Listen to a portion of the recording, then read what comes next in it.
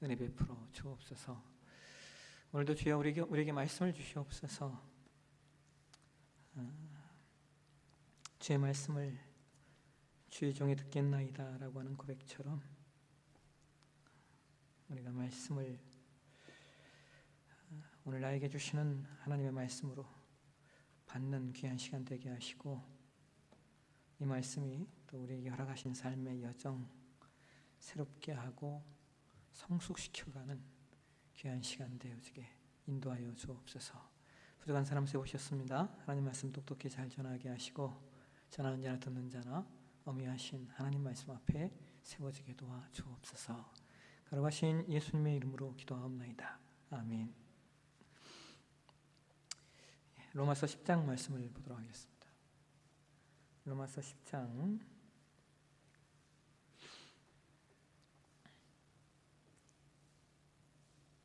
14절에서 17절까지의 말씀입니다.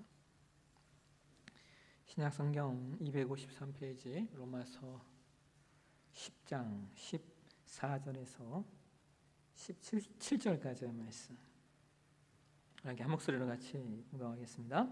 그런즉 그들이 믿지 않은 이를 어찌 부르리요? 듣지도 못한 이를 어찌 믿으리요? 전파하는 자가 없이 어찌 들으리요? 보내심을 받지 아니하였으면 어찌 전파리요? 기록된 바 아름답도다 좋은 소식을 전하는 자들의 발이요 함과 같으니라. 그러나 그들이 다 복음을 순종하지 아니하였도다. 이사야가 이르되 주여 우리가 전한 것을 누가 믿었나이까 하였으니, 그러므로 믿음은 들음에서 나며 들음은 그리스도의 말씀으로 말미암느니라. 아멘.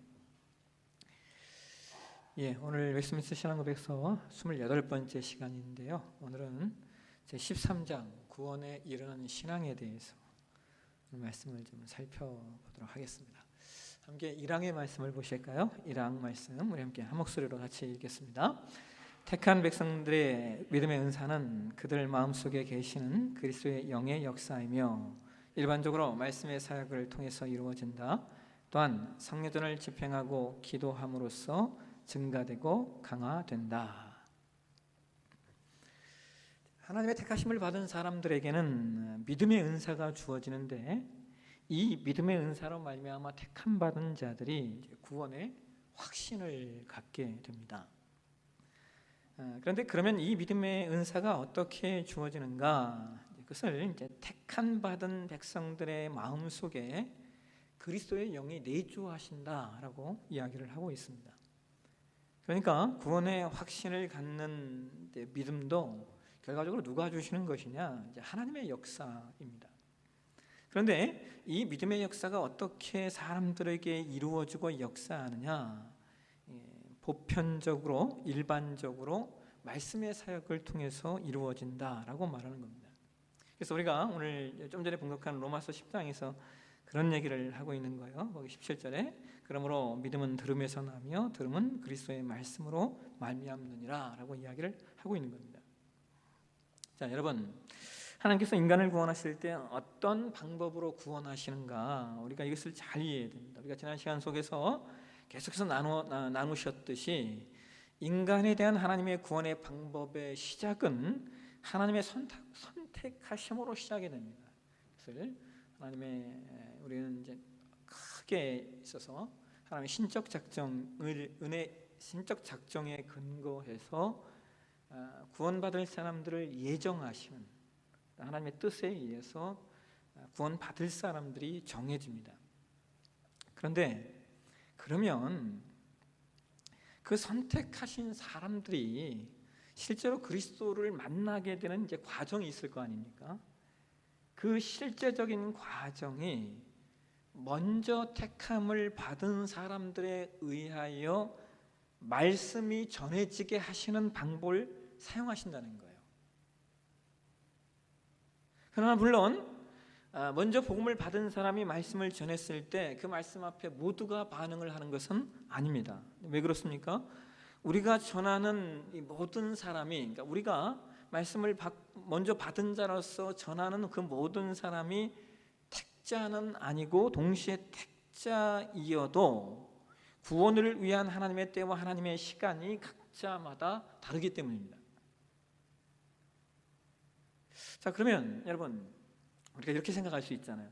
애초에 그러면 구원 받을 만한 사람, 구원 받을 사람, 하나님이 우리에게 딱 알려주시면 딱 맞는 시기에 가서 말씀을 전하면 얼마나 쉽습니까? 그죠? 뭐 그냥 어차피 정해져 있는 사람이라면, 하나님 손에 편에서 정해져 있는 사람이라면 하나님 그 사람들 우리에게 알려주시면 우리가 가서 그냥 딱 가서 집어서 딱 하면 되지 않겠습니까? 근데 그게 그렇지가 않죠. 왜 그러냐면요, 우리가 구원받을 사람을 알면요, 우리는 그 사람에게 말씀을 전하지 않습니다. 왜요? 어차피 구원받을 텐데. 이해가 되세요? 우리가 누가 구원받을 사람을 명확히 우리가 알고 있다면 우리는 오히려 그 사람에게 복음을 전하지 않을 거라는 거예요. 왜? 어차피 그 사람은 나도 구원받을 올 건데.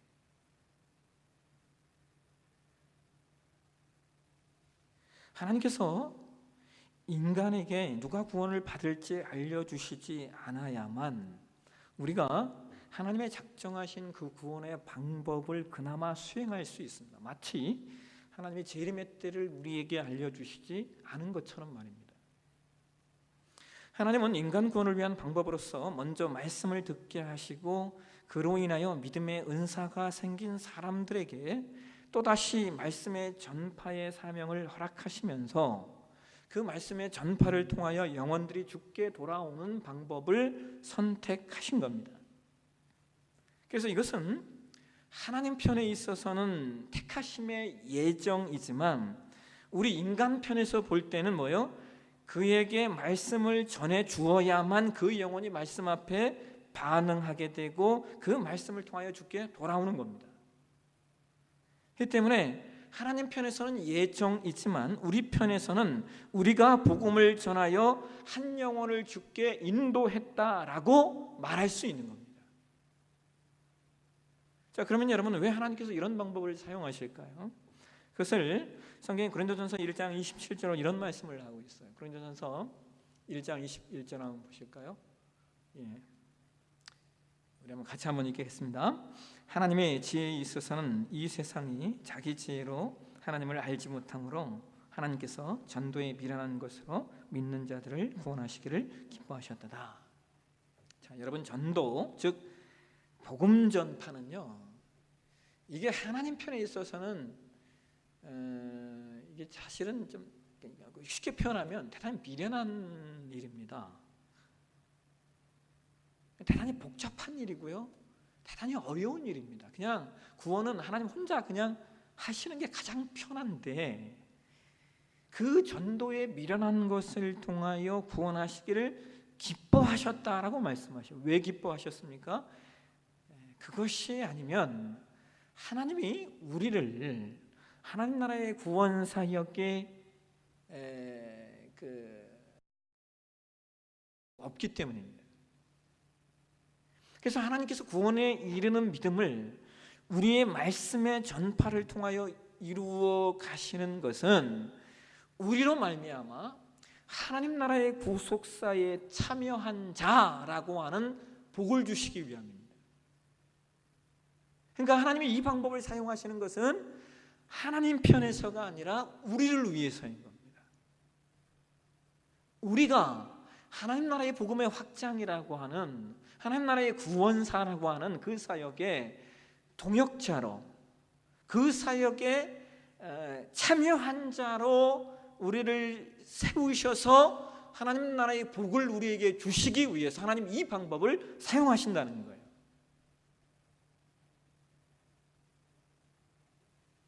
근데 여러분 분명한 것은 이거예요. 우리가 복음을 전해보면, 복음을 전해보지 않으면 모르지만 복음을 전해보면 깨닫게 되는 것들이 하나 있죠. 한 영혼이 복음을 받아들이는 것은 정말 놀라운 하나님의 역사라고 하는 거예요. 이 복음을 전해본 자들만이 아는 은혜죠. 그래서 복음을 전해보신 분들은 늘 한결같이 뭐라고 얘기해요? 복음의 열매가 맺히면 늘 한결같이, 이게 겸손이 아니라요, 이게 사실이에요. 이렇게 고백하죠. 내가 한 것이 아닙니다. 그러니까 깨닫게 되는 거예요. 아, 이게 내가 한 게 아니구나를 복음을 전하면서 깨닫게 된다라고 하는 거예요. 그 속에서 우리는 한 영혼을 향하신 하나님의 사랑과 은혜를 깨닫게 되고 발견하게 되면서 나의 믿음이 성장해 가는 거예요. 또한 더불어서 믿음의 은사는 계속 강화되고 성장되어야 되는데 무엇을 통해서 강화되고 성장된다라고 말해요? 성례전을 집행하고 기도함으로써 증가되고 강화된다, 이렇게 이야기를 합니다. 우리가 이번 주에 이제 성례전에 대해서 말씀을 나눴잖아요. 세례와 성찬은 예수님께서 하나님 백성들에게 은혜를 주시기 위하여 은총의 방편으로, 수단으로 특별하게 제정하신 예식입니다.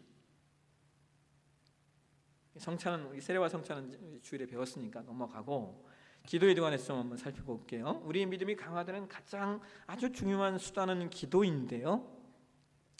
기도에 관한 말씀들이 아주 여러 말씀들이 있지만 요한계시록 8장에 성경이 이런 얘기를 하고 있어요. 요한계시록 8장 3절과 5절 말씀 한번 보실까요? 같이 한번 읽겠습니다.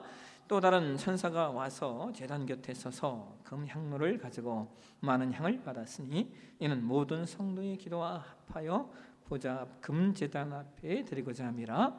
향연이 성도의 기도와 함께 천사의 손으로부터 하나님 앞으로 올라가는지라. 천사가 향로를 가지고 제단에 불을 담아다가 땅에 쏟음에 우레와 음성과 번개와 지진이 나더라.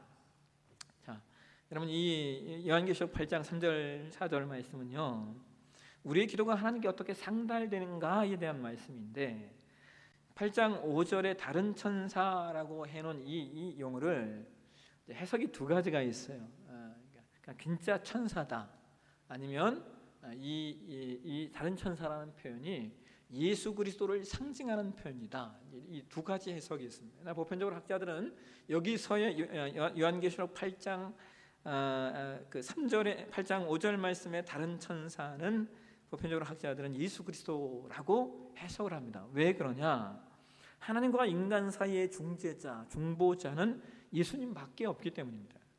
그래서 성도들의 기도를 예수님이 받으셔서 하나님께로 가져간다고 얘기해요. 그러니까 성도의 기도는 이렇게 성자 예수님을 통하여 성부 하나님께 나아가는 특권과 권세가 있는 내용입니다. 그리고 무엇보다 이것을 통하여 우리의 믿음의 은사가 커지는데요. 근데 여러분, 우리가 이제 기도에 대해서 이해하실 때 늘 좀 주의하셔야 될 내용들이 좀 몇 가지가 있어요. 뭐냐면 마태복음 7장으로 여러분 가시면은 기도에 관한 말씀이 등장을 하죠. 여러분 잘 아는 말씀, 마태복음 7장 7절에 구하라, 찾으라, 이하에 두드리라 말씀이 기록되어 있어요. 그래서 우리 이 말씀을 좋아하죠. 구하는 이가 받게 되고 찾는 이가 찾게 되어지고 두드리는 이에게 열어지는 것과 같은 것, 그것이 기도라고 얘기해요. 근데 재미있는 것은 기도에 관한 말씀을 쭉 가시다가 예수님께서 마태복음 7장 12절에 이런 말씀을 하셔요. 12절 말씀을 같이 한번 읽도록 하겠습니다. 그러므로 무엇인지 남에게 대접을 받고자 하는 대로 너희도 남을 대접하라. 이것이 율법이요 선지자이니라. 여러분 말씀 보세요. 왜 기도에 관한 말씀을 쭉 하시다가 예수님이 갑자기 대접에 관한 말씀을 하시다는 거예요. 7장 12절은 그러므로라고 하는 단어를 쓰고 있기 때문에 앞말씀을 받는 거죠. 그렇죠? 예수께서 구하라, 찾아라, 두드려다. 구하는 이가 받게 될 것이고 찾는 이가 찾게 될 거고 두드리는 사람에게 열릴 거야. 예수님 말씀하시면서 그러므로라고 얘기하시는 거예요. 자, 여러분, 기도에 관한 말씀을 하시다가 왜 대접이라고 하는 말씀을 갖고 오시냐라고 하는 거예요. 여러분, 이것은요, 우리가 기도할 때 하나님 대접하라는 거예요. 하나님 대접. 예? 기도할 때 하나님을 하나님 되게 대접해라. 이게 무슨 말이에요? 우리의 기도가 감히 하나님께 아랠 수 없는 기도를 가져와서는 안 된다는 거예요. 이해하시겠습니까? 우리의 기도가 거룩하신 하나님 앞에 감히 드릴 수 없는 기도를 드려서는 안 된다라고 하는 것이죠. 이게 기도의 가장 기본적인 요소예요. 무엇을 구하고 무엇을 찾고 무엇을 두드릴 수 있지만 그러나 우리의 기도가 본질적으로 하나님께 감히 하나님께 아뢰일 수 없는 기도를 하나님 앞에 올려서는 안 된다. 왜? 하나님이 그 기도를 받으시니까, 들으시니까. 이것이 기도에 있어서 아주 중요한 내용입니다. 또한 우리가 기도를 이해하실 때 예수님께서 우리에게 알려주신 기도의 내용이 가장 좀 우리가 주기도문이라고 하잖아요. 그러니까 가장 기도에 대한 본질적인 내용 아니겠습니까? 근데 예수께서 우리에게 주기도문을 알려주시면서 이렇게 말씀하셔요. 아버지의 뜻이 하늘에서와 같이 땅에서도 이루어지게 하소서라고 알려주십니다. 여러분 생각해 보세요. 기도가 기독교에만 있습니까? 아닙니다. 세상 모든 종교에는 다 기도라고 하는 요소를 갖고 있습니다. 예. 심지어 샤머니즘, 애니미즘도 기도를 다 얘기해요. 샤머니즘과 애니미즘만큼 기도를 강조하는 종교는 또 없습니다. 우리가 하등 종교라고 하는 애니미즘도 샤머니즘도 지극히 기도를 강조합니다. 그러면 여러분 우리도 기도 강조하고 걔네도 기도 강조하고 똑같습니까? 이것을 우리가 분별을 하셔야 되죠. 그러면 우리가 올려드리는 기도가 어떻게 다르냐라고 하는 거예요. 세상의 수많은 모든 종교들도 기도를 하는데 어떻게 다르냐는 거예요. 세상의 종교는 기도가 자기 목적 성취를 위한 수단이 됩니다. 그래서 세상의 모든 그 여타의 종교들의 기도를 우리가 뭐라고 해요? 치성이면 감천이다라고 얘기하는 거예요. 그죠? 왜 그러니까 치성이면 감천이다 이 말은 뭐예요? 빈 거만큼 내가 내 빈 거만큼 하늘이 감동해서 나에게 복을 줄 거야라고 하는 것이 이게 여타의 그 종교들의 기도라는 것이죠. 근데 우리 기독교 신앙이 말하는 기독교가 뭐가 다르냐? 우리가 말하는 기독교는 내가 하나님의 뜻과 목적을 기도를 통해서 분별해서 나의 목적과 나의 뜻을 하나님 뜻의 목적에 맞추고자 하는 것이 우리가 말하는 기도라는 거예요. 물론 우리에게 있어야 할 이 기도가 100% 없는 건 아니에요. 그러나 기독교 신앙이 말하는 아주 본질적인 기도는 하나님의 뜻이 무엇인가를 분별하고 하나님의 목적을 기도를 통해서 깨닫는 거예요. 그리고 내가 원했던 거, 내가 소망했던 것을 그 깨달은 하나님의 뜻에 맞추는 거예요. 이게 기독교 신앙이 말하는 기도라는 겁니다. 그렇기 때문에 기독교 신앙이 말하는 기도에 있어서 그 응답이라고 하는 것이 그런 의미에서 응답이 없는 것도 응답이라고 말하는 거예요. 왜냐하면 그것이 하나님의 뜻이 아니면 응답이 없는 것이 당연하잖아요. 그렇지 않습니까? 그런 면에서 우리가 기도했는데 응답이 없어? 그게 하나님 뜻인 거예요. 그래서 그게 응답된 거예요. 이것이 우리가 갖는 기도의 의미이다라고 하는 것이죠. 그래서 이러한 기도의 내용 속에서 우리는 우리의 믿음의 은사가 커지는 겁니다. 믿음의 은사가 커지는 건 당연한 것이죠. 왜 그래요? 기도하면 기도할수록 우리는 무엇을 더 분별하는 사람으로 세워지는 거예요. 하나님 뜻, 하나님 목적, 하나님이 하늘에서 이루신 그 뜻과 목적이 이 땅에서 이루어지도록 하는 일에 우리가 부름받고 있고 그것을 위해 기도하고 있으니 우리의 믿음이 성장할 수밖에요. 그 다음 2장 말씀을 보시겠습니다. 2장 우리 같이 한번 읽겠습니다. 2장 같이 읽겠습니다. 이 믿음으로써 신자는 무엇이든지 말씀 안에서 계시된 것은 참된 것으로 믿게 된다. 왜냐하면 하나님의 권위가 그 안에서 말씀하시기 때문이다. 그리고 신자는 각 구절에 포함되어 있는 내용에 따라서 각각 다른 모양으로 역사하는데 계명에는 순종하고 경고에는 두려워 떨며 현세와 내세를 위한 하나님의 약속을 받는다.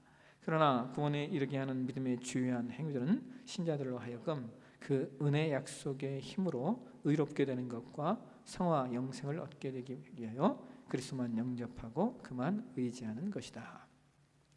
자, 여러분, 우리가 웨스트민스터 신앙 고백서를 시작할 때 제 1장의 내용이 뭐였습니까? 제 1장. 네, 웨스트민스터 신앙 고백서 제 1장의 내용이 뭐였어요? 네, 성경이에요, 성경. 자, 신앙 고백서가 왜 성경에서부터 시작이 되느냐, 분명한 이유가 있죠. 우리가 성경을 어떻게 이해하고 있는가가 우리 신앙의 아주 중요한 기점이 되기 때문입니다. 그리고 지금 저와 여러분이 살고 있는 이 시대는 이것이 더욱더 중요하게 되었어요. 여러분, 우리가 예전에는요, 기독교가 핍박을 받는 것이 복음 자체를 거부하는 세력에 의해서 어떤 붙잡혀서 육체적인 고문을 당하고 죽임을 당하는 일들이 있었습니다. 근데 그러면 지금은 어떠한가? 물론 아직도 어느 땅 어느 나라에서는 복음 그 자체 때문에 고문을 당하고 죽임을 당하는 그런 일들도 일어납니다만, 그런데 지금은 예전하고는 아주 사뭇 다르죠. 왜냐하면 시간이 지나면서 이제 기독교가 많은 나라에게서 보편화되고 있고 일반화된 영역이 되었기 때문입니다. 그런데 그러면 그렇다고 기독교에 대한 핍박이 없냐? 여전합니다. 다만 방법이 바뀌었을 뿐입니다. 그 방법이 뭐냐? 크게 두 가지 영역이에요. 하나는 신학적인 영역이고 또 하나는 문화적인 영역입니다. 신학적이라고 하는 것은요, 시간에 가면 갈수록 성경의 권위가 무너지고 또 무너뜨리려고 하는 세력들이 득세한다라고 하는 거예요. 여러분, 오늘날 기독교의 시작이고 기독교의 역사라고 말하는 유럽 교회들이 그렇게 무너져 내릴 수밖에 없었던 여러 가지 이유가 있지만 그 중에 하나가 뭐냐면요, 신학의 문제입니다. 물론 저 유럽의 교회들이 이렇게 퇴보하는 아주 이유 가운데 하나가 뭐가 있냐면, 여러분, 저 유럽의 많은 나라들은요, 목사가 공무원입니다. 나라에서 월급을 줘요. 그러니까 뭘 할 필요가 없어요. 그냥 월급을 받는 거예요. 월급을 받으니까 정말 하나님 앞에 부름받아 소명을 받은 사람이 아니더라도 내가 요거하면 직장처럼 할 수 있으니까 해서 온 사람도 있고, 또 인간적으로 봤을 때 아무 일도 안 해도 뭐는 나와요? 월급은 나오는 거예요. 그러니까 물론 하는 일은 있겠지만 우리 한국교회 목사님들처럼 새벽에 나와서 밤늦게 들어가는 경우들은 없죠. 그게 무슨 말이냐? 월급을 받으니까 받은 것만큼만 하면 되는 거예요. 뭐가 없어요? 열정과 헌신이라고 하는 내용이 없습니다. 그러니까 이것이 유럽의 기독교가 약화되는 원인 가운데 하나이고, 아주 더 본질적인 건 뭐냐면, 유럽의 기독교가 무너지게 된 본질적인 이유는 성경의 권위를 스스로 약화시켰기 때문입니다. 이게 이제 뭐예요? 이게 이제 흔히 얘기하는 자유주의 신학인 거죠. 하나님 말씀을 하나님 말씀이 아니라고 이야기하는 세력들이 신학계에 이렇게 막 나타나고 그들의 영역이 커졌기 때문에 그 결과로 유럽의 교회는 다 지금 무너졌다라고 보시면 됩니다. 여러분, 이게 이제 제가 무슨 얘기를 하려고 하냐면요, 인간의 삶에는 아주 확실한 기준이 있어야 돼요.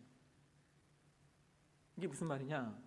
왜 유럽이, 우리가 흔히 얘기하는 선진국이 우리가 앞서가는 나라들이라고 하지만은 그들이 그렇게 좋은 것만은 아니다라고 말하는 게 뭐냐면요, 뭐가 무너져요? 인간사의 기본적인 기준이 무너졌다고요. 그러니까 인간사의 기본적인 삶의 인간의 존재에 대한 기준이 무너지니까 뭐밖에 안 남는 겁니까? 인간밖에 안 남는 거예요. 그래서 인간에게 좋은 거, 인간에게 유익한 것만 찾아가고 있거든요. 여러분, 세상이 얼마나 교묘해지는 줄 아십니까? 요즘은요,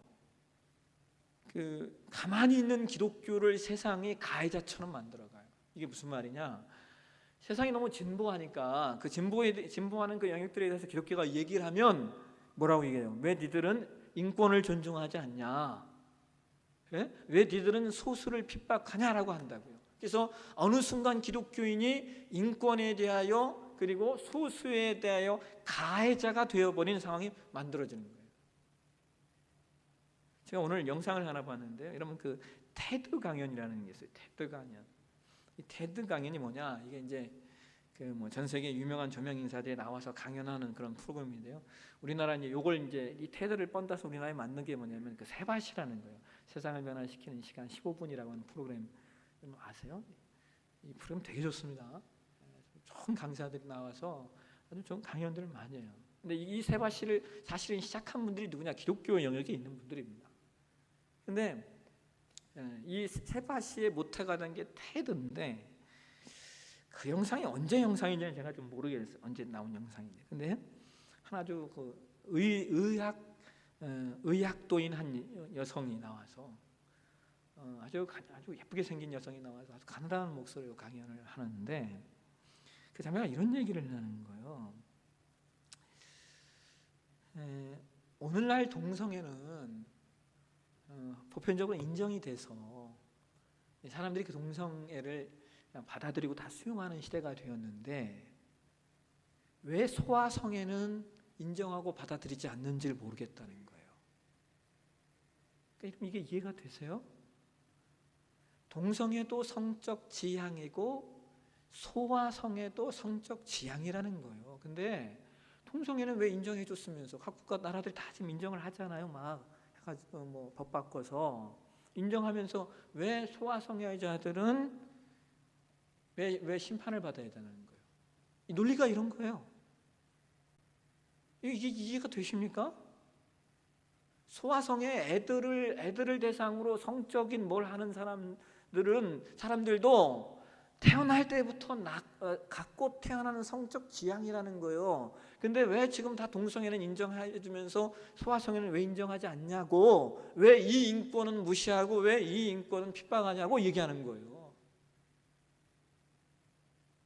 그러니까 여러분, 이게 우리가 동성애 하나만 열었는 많은 나라들이 열었잖아요. 그러니까 동성애 하나 열어줬으면 끝날 줄 알았는데 그게 끝이 아닌 거예요. 그 다음에 또 나오는 거예요. 그죠? 또 나오고 또 나오고 또 나오는 거예요. 그러니까 어떤 기준이 무너졌을 때, 어떤 인간이 존재하는 가장 기본적인 원칙과 원리들이 한번 무너져 내리면 그거 하나가 끝이 아니라 그 다음에 또 연결해서 나오는 거예요, 여러분. 끝이 없습니다. 이게 인간이에요, 인간. 그러니까 왜 서구의 유럽이 그렇게 됐냐? 뭐가 무너진 거예요? 하나님 말씀에 대한 권위가 사라지니까 소아성애를 안 열어주는 게 재앙이 아니라 하나님 말씀 그 자체의 권위를 우리가 스스로 잃어버렸더니 그게 재앙이 된 거예요. 방법이 없어요. 무엇으로 이것을 제재하며 제어하겠어요? 근데 거기에 뭐가 포함되어졌어요? 여러분, 기가 막히죠. 인권이에요, 인권. 그게 인권이라니까요. 그게 소수의 권리를 보호하는 거예요. 그게 기가 막히잖아요. 여러분, 인권 보호해야지. 인간이 왜 인간의 권리를 안 지키면 그게 인간입니까? 근데 거기에 그렇게 포장이 됐잖아요. 그러니까 당하는 거예요. 우리는 그냥 가만히 있다가 그거 아니야. 그럼 왜 니네는 인권을 보호하지 않아? 라고 나온다고요. 기독교가 인권에 대한 가해자가 되어버려요. 왜? 뭘 잃어버렸더니 인간사의 가장 기본적인 원리인 인간의 존재성, 그리고 그것을 말하고 있는 성경의 원리를 딱 잃어버리고 놓쳤더니 우리가 뭐가 되어 있는 거예요? 기독교는 나쁜 집단이 되어 있는 거예요. 이게 지금 세상에 흘러가는 한 모습이라고요. 그래서 우리가 유럽의 모습을 보면서 깨달아야 될 것, 성경을 놓쳤더니 유럽이 이렇게 되었더라. 이거 하나 보셔야 돼요. 우리도 마찬가지예요.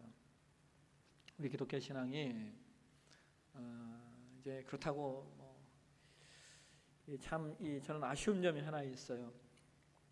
좀 동성애를 반대하고 진짜 인권을 말하시는 분들이 조금 이렇게 수준 높게 이렇게 하고 또 수준 높은 분들이 말해주시면 참 좋겠는데 희한하게 이제 기독교 영역 안에서도 이렇게 조금 낮은 쪽에 이게 참 표현하기 제가 참 어렵습니다. 그러니까 조금 이렇게 짓한 세상에서 내가 기독교가 봐도 저분은 아닌데 하는 분이 그런 얘기를 하니까 이게 참 아쉬운 면이 이게 좀 있는 거예요. 제가 최근에 하나 감사했던 건 합신교단이라는 교단에서 공식적으로 성명을 냈어요. 그래서 참 감사했습니다. 교단적으로 이런 성명들을 내고 그것에 대해서 연구하고 교단적으로 연구하고 또 그것을 학자들이 할 수 있도록 만드는 문화가 좀 한국교회에 만들어져야 되는데 한국교회 그 누구도 인정하지 않는 이상한 목사님들 내가 총대 몇 개 하고 나와서 떠드니까 그것도 문제고 이것도 문제인 상황이 만들어지는 분명히 좀 있습니다. 어쨌든 우리가 오늘 말씀하는 중요한 내용은 뭐예요? 성경의 내용을 우리가 잃어버리면 결과적으로 우리의 모든 원칙이 사라지고 기준이 사라지기 때문에 우리 모든 것들은 무너져 내릴 수 있다. 이것을 우리가 놓치지 않으셔야 됩니다. 자, 3항 가겠습니다. 3항 우리 한번 같이 한번 읽겠습니다. 이 믿음은 정도에 있어서 강하게 차이가 있으므로 종종 여러 가지 모양으로 공격을 당해 약해지기도 하나 마침내 이긴다. 우리의 믿음이 창조자와 완성자이신 그리스도를 통하여 완전한 확신을 얻는 데 이르기까지 여러 가지 모양으로 형성한다. 그리스도는 우리의 신앙의 주관자시오 완성자가 되신다. 여러분, 신자들에게는 믿음의 강약의 차이가 있죠. 어떤 이는 성숙한 신앙을 가지기도 하지만 어떤 이는 그렇지 못하기도 합니다. 그래서 여러 가지 모양으로 공격을 당해요. 여기서의 공격은 이제 사단의 공격을 말하는 겁니다. 이러한 사단의 공격을 성경이 이렇게 표현하죠. 누가복음 22장 31절과 32절 한번 보실까요?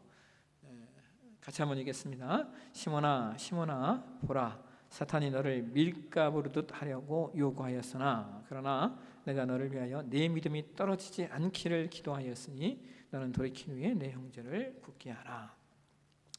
사단의 주 목적은 신자들의 믿음이 떨어지게 하는 거예요. 그래서 이러한 사단의 유혹과 미혹에 우리의 신앙이 때로 흔들리기도 합니다. 근데 분명한 건 여러분 이거예요. 뭐라고 말합니까? 공격을 당해 사망해서 그렇죠. 공격을 당해 약해지기도 하였으나 마침내 이긴다는 거예요. 왜냐하면 우리의 구원의 믿음이 이게 나에게서 일어나는 것이 아니라 하나님께로부터 왔기 때문에, 그리고 하나님은 나를 절대로 포기하시지 않기 때문에 마침내 승리한다는 겁니다. 사단의 시험은 모든 성도들에게 있는 것입니다. 누구나 다 시험을 받게 되죠. 누구나 받게 되는 시험임에도 불구하고 어떤 이들은 그러한 것들을 잘 이겨내고 또 어떤 이들은 그렇지 못한 경우들도 있어요. 그래서 그럼 이게 왜 그러냐를 히브리서 6장에 성경이 이렇게 표현을 합니다. 히브리서 6장 한번 보실까요? 11절과 12절 말씀 같이 한번 읽겠습니다. 우리가 간절히 원하는 것은 너희 각 사람이 동일한 부지런함을 나타내어 끝까지 소망의 풍성함에 이르러 게으르지 아니하고 믿음과 오래 참음으로 말미암아 약속들을 기업으로 받는 자들을 본받는 자 되게 하려는 것이니라. 모든 신자들의 신앙이 한결같이 동일한 위치와 수준에 있지 않은 것은 동일한 부지런함이 없기 때문이고, 신앙에 있어서 어떤 이는 게으르고 어떤 이는 그렇지 않기 때문이라는 거예요. 즉 신앙의 성장은 신앙에 있어서 부지런한 사람과 게으르지 않은 사람이 좋은 신앙을 갖게 되고 본받게 된다는 겁니다. 이것은 우리 모두의 구원은 은혜로 받지만 이 땅에서 사는 동안 성화의 측면에서 신앙의 성장이라고 하는 것은 달라질 수 있다라고 하는 것이죠. 그러니까 나 자신의 자유의지를 통한 열심이 신앙에도 필요하다는 거예요. 그래서 누가 신앙에 좋아지냐? 신앙에 대하여 애쓰고 게으르지 않고 부지런히 하는 사람이 좋아지는 겁니다. 근데 그럼에도 불구하고 분명한 것은 이거예요. 우리의 열심이 부족하여 신앙에서 떨어지는 경우는 없다. 그러니까 이 떨어진다라고 하는 것이 구원의 자리에서 떨어지는 경우는 없다라고 하는 거예요. 왜요? 그럼에도 불구하고 하나님이 우리를 이끌어 가실 것이기 때문입니다. 근데 여러분, 그럼에도 불구하고요, 신앙에 있어서 가장 높은 차원의 가장 고귀한 수준은 뭐 여러 가지로 이야기할 수 있겠지만 저는 그런 생각을 해요. 자발적인 순종이 아닌가 합니다. 스스로 무릎 꿇는 거예요. 인간에게서 인간의 가장 큰 기쁨은요, 자발적으로 행할 때 얻어지는 겁니다. 그런데 누가 자발적인 순종을 하게 되느냐? 자발적인 순종을 하는 사람은요, 은혜를 깊이 아는 자만이 할 수 있는 거예요. 동시에 하나님 말씀의 권위를 높이 인정하고 받아들이는 자만이 할 수 있는 일이 자발적인 순종이에요. 그래서 여러분, 우리는 이 영역과 이 자리에 가셔야 돼요. 하나님이 분명한 건 여러분, 저와 여러분의 신앙이, 우리는 이제 이걸 고민하는 신앙은 아니에요. 내가 예수 믿고 구원 받을까, 구원 받지 못할까를 고민하는 신앙이 아니라고요. 우리는 왜요? 하나님이 구원받은 자들을 이끌어 가실 것이기 때문에. 우리가 고민하고 생각해야 되는 신앙의 내용은 뭡니까? 우리가 얼마큼 신앙의 고급한 위치에 갈 건가를 고민해야 됩니다. 얼마나 우리가 우리 신앙의 수준 있는 위치에 갈 거냐, 우리의 인격과 삶의 성품과 내용들이 얼마나 더 고급해질 것인가를 고민하는 거예요. 이것을 프란시스 셰퍼가 뭐라고 얘기했다고요? 신앙은 being이다라고 하는, being, 신앙은 존재다라고 이야기하는 겁니다. 그래서 우리가 싸우고 우리가 쌓아가야 될 이 신앙의 내용, 우리 존재됨이 어떤 존재로 세워지느냐라고 하는 것인데, 그 중에 하나의 가장 핵심적인 내용이 자발적인 순종이에요. 하나님 사랑하기 때문에, 은혜를 알기 때문에, 그리고 하나님 말씀의 권위를 알기 때문에 그 말씀 앞에 순종하는, 스스로 누가 하라고 해서, 아니요, 혹은 그걸 하면 어떤 대가가 주어지니까 이게 아니라, 하나님 말씀 그 자체가 갖고 있는 권위를 내가 인정하고 받고 수용하기 때문에 그 말씀 앞에 스스로 복종되어지고 순종되어지는 거예요. 여러분, 교회는 자발적인 순종을 통하여 형성되는 공동체입니다. 이게 없으면 교회는 설 수가 없어요. 그래서 오늘 우리가 택함받은 자로서, 우리가 택함받은 자에게 허락되어진 은혜의 방편들을 잘, 말씀과 기도를 잘 활용하여 부지런히 구원받은 자로서의 더 높고 고급한 위치로 나아가는 그런 저와 여러분의 신앙이 되시길 주의 이름으로 축원합니다. 기도하겠습니다. 하나님, 구원에 이르는 신앙이 무엇인가 오늘 함께 우리가 나누었습니다. 구원받은 자로서 우리가 살아가야 될 모든 삶의 영역들, 하나님 우리에게 허락하신 말씀과 기도로 우리의 신앙을 더욱더 강화시켜가게 하시고, 무엇보다 우리가 구원받은 자에게 하나님 사랑하기 때문에, 예수님의 은혜를 알기 때문에 우리가 하나님의 권위의 말씀인 하나님 말씀 앞에 순종하고 자발적으로 무릎 꿇을 수 있는 아버지, 우리의 신앙이 되어지게 우리를 인도하여 주시옵소서.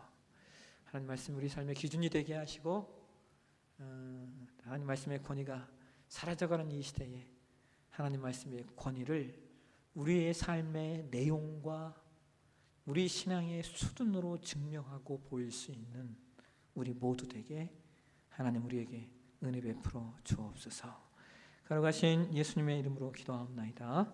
아멘.